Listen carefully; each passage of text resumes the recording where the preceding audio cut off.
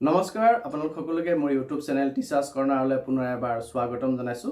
আজি এটি খুবেই গুৰুত্বপূৰ্ণ ভিডিঅ' লৈ আপোনালোকৰ মাজলৈ আহিছোঁ। কাইণ্ডলি ভিডিঅ'টি শেষলৈকে চাব, চাই ভাল পালে লাইক আৰু শ্বেয়াৰ কৰিব আৰু চেনেলটি যদি এতিয়াও ছাবস্ক্ৰাইব কৰা নাই এনেধৰণৰ ভিডিঅ'বোৰ পাই থাকিবৰ কাৰণে কাইণ্ডলি ছাবস্ক্ৰাইব কৰিব।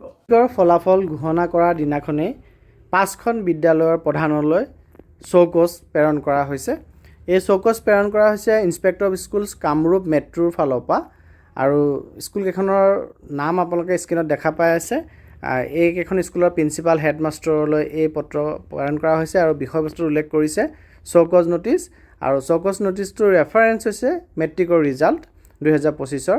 আৰু ইয়াৰ বিষয়বস্তু উল্লেখ কৰিছে যে দেখা গৈছে যে আপোনালোকৰ বিদ্যালয়ত 5% 2025-ৰ মেট্ৰিক পৰীক্ষাত 25%তকৈ কম পোৱা গৈছে আৰু ই আশা অনুপাততকৈ বহুত কম পাৰ্চেণ্টেজ আৰু যোনটোৱে এটা চিৰিয়াছ মেটাৰ হয় আৰু ষ্টুডেণ্ট কমিউনিটিক ডিছকাৰেজ কৰিছে। গতিকে আপোনাৰ যি ৰিজাল্ট হৈছে ই দৰ্শায় যে আপোনালোকৰ যি কমিটমেণ্ট আৰু আপোনাৰ যি এডমিনিষ্ট্ৰেশ্যন আৰু ছুপাৰভিজন হেড হিচাপে থাকিব লাগিছিলে সেই ক্ষেত্ৰত কিছু লেপছ পোৱা গৈছে বা লেপছ আছে।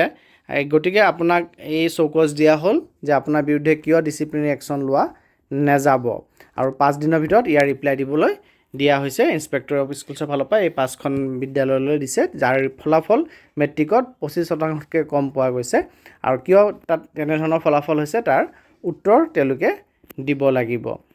ধন্যবাদ।